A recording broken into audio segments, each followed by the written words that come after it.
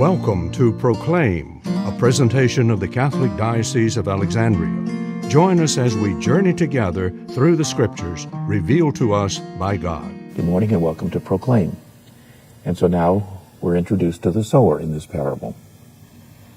And as he sowed, some seed fell on the path, and the birds came and ate it up.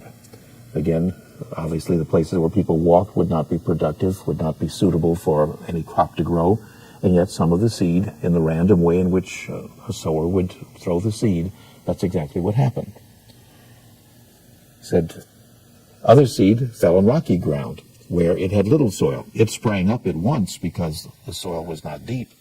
And when the sun rose, it was scorched, and it withered for lack of roots. And so once again, wasted seed. We would perhaps be less comfortable with wasting things in that way, but nevertheless, that's typical of Palestine.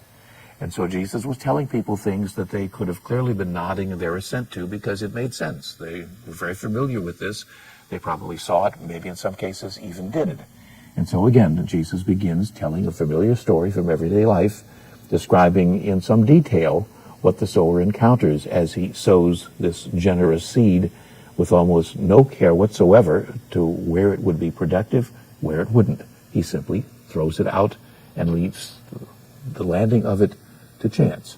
And we've already heard that some on the paths, some on rocky ground, obviously was not going to give him much hope for a harvest. If that was the end of the story, it would probably seem that the sower had totally wasted his time. But as with most parables, it's building up to something more important. And it's going to clearly tell us, as it draws to a conclusion, that not only isn't the farmer, the sower, wasting his time, he's going to have a very productive harvest in spite of it. This program was brought to you by Antoon Enterprises.